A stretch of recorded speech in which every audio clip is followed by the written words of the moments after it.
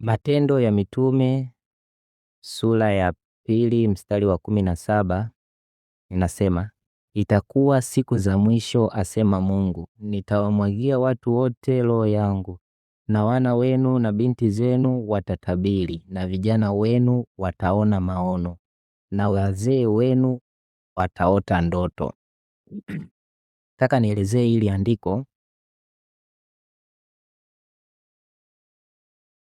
la Matendo sura ya 2 mstari wa 17. Anaposema kwamba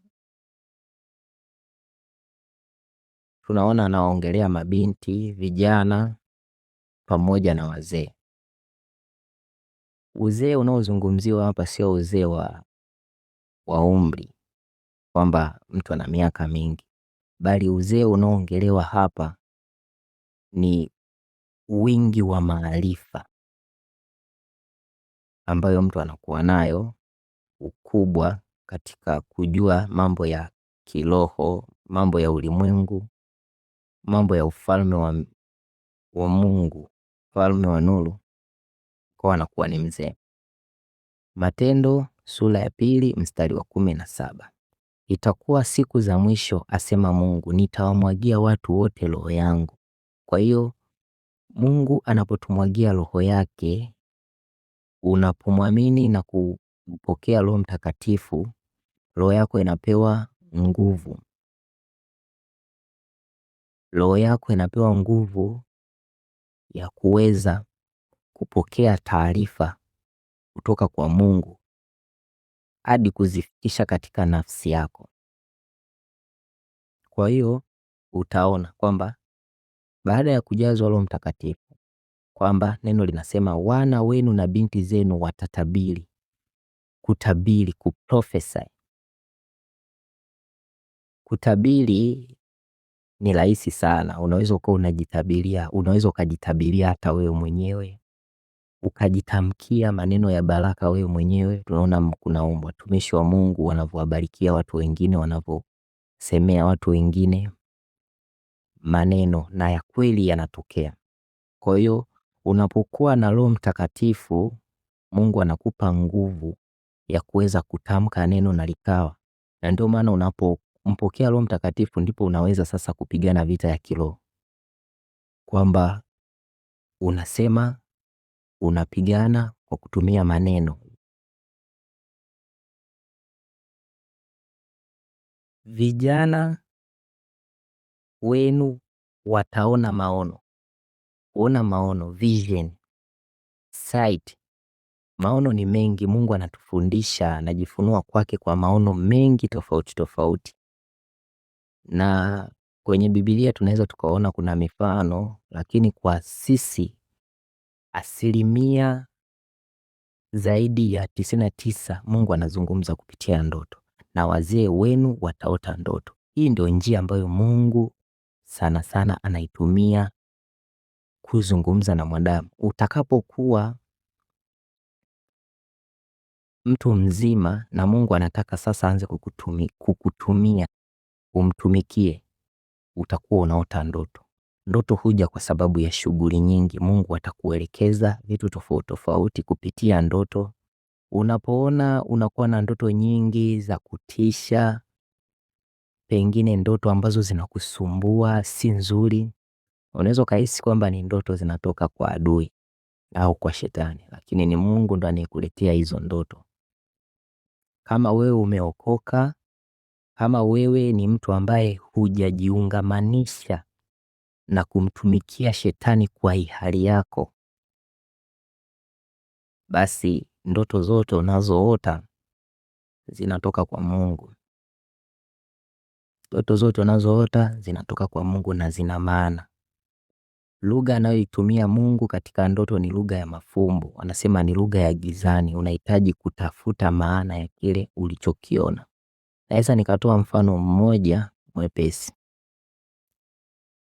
Mungu hahitaji kukufuata na kukuambia kwamba, hahitaji kujieleza kwamba utakuwa na njaa miaka 7 na ile njaa itakuwa ni ya namna gani kuanza kukueleza, kukukonvinsi kwa maneno kwamba ile njaa bwana, kila kitu kitakosekana, mvua zitakuwa sijui zinyeshi sijui nini. Mungu anatumia lugha ya picha. Ndio maana utaona mfano mzuri katika ndoto ile aliyoota Farao, ndoto ya ng'ombe 7 wanono na ng'ombe 7 waliokonda. Tunaona kitendo kilichotokea kilikuwa ni cha kutisha. Unaona ng'ombe waliokonda wanawala ng'ombe wenzao, tena wanawala ng'ombe wanono.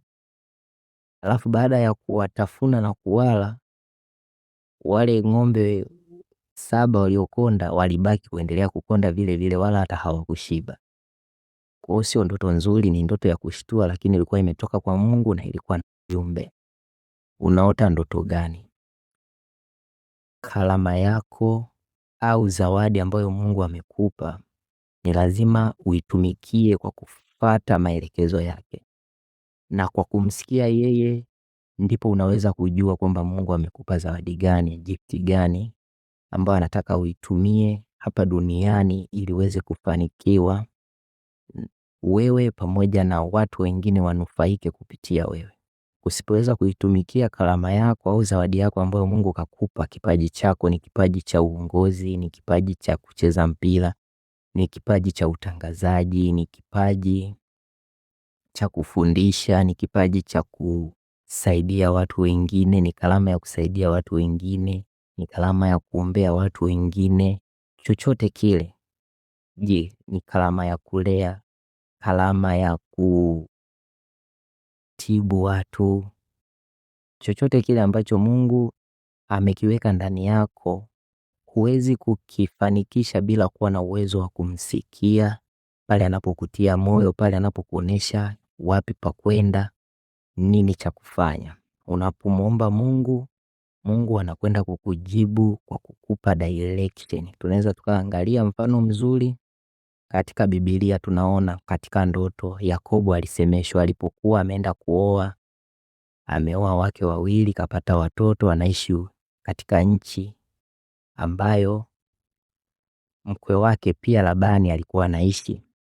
Kwa hiyo Mungu alimsemesha akamwambia rudi nyumbani, japokuwa alikuwa amegombana na kaka yake mkubwa, kaka yake Esau, walikuwa na ugomvi. Esau alikuwa ameapa kwamba atamuua mdogo wake, lakini Mungu alimwambia Yakobo arudi nyumbani, na akarudi kwa kumsikia Mungu. Ni maamuzi yapi unayafanya katika maisha? Kwa kumsikia yupi? Kwa kusikia wale watu waliokuzunguka wanachokushauri, au unafata lile ambalo Mungu kaliweka na kulijaza katika nafsi yako? Mtu wa Mungu, unatakiwa uanze kujifunza kutafuta direction ya Mungu kwa kusikia Mungu wewe binafsi. Sio rahisi kupata mtu ambaye anaweza akakuonesha direction, kupata labda nabii ambaye akakuonesha njia sahihi ya kupita. Unaweza ukawa na mchungaji wako, mtumishi wako wa Mungu, pia na yeye hajui hivi vitu, hajui namna ya kusikia sauti ya Mungu, kupokea maelekezo kutoka kwa Mungu, lakini ni mchungaji wako. Unatakiwa kujua wewe mwenyewe binafsi. Barikiwe pia na wale wote ambao watataka tuwe tunashirikiana, kusaidiana katika kumtafuta Mungu, kujua Mungu anataka nini. Umepewa maono fulani, umepewa Mungu kazungumza na wewe vitu fulani, lakini huelewi, hujui uanzie wapi, hujui ni Mungu anakusemesha nini.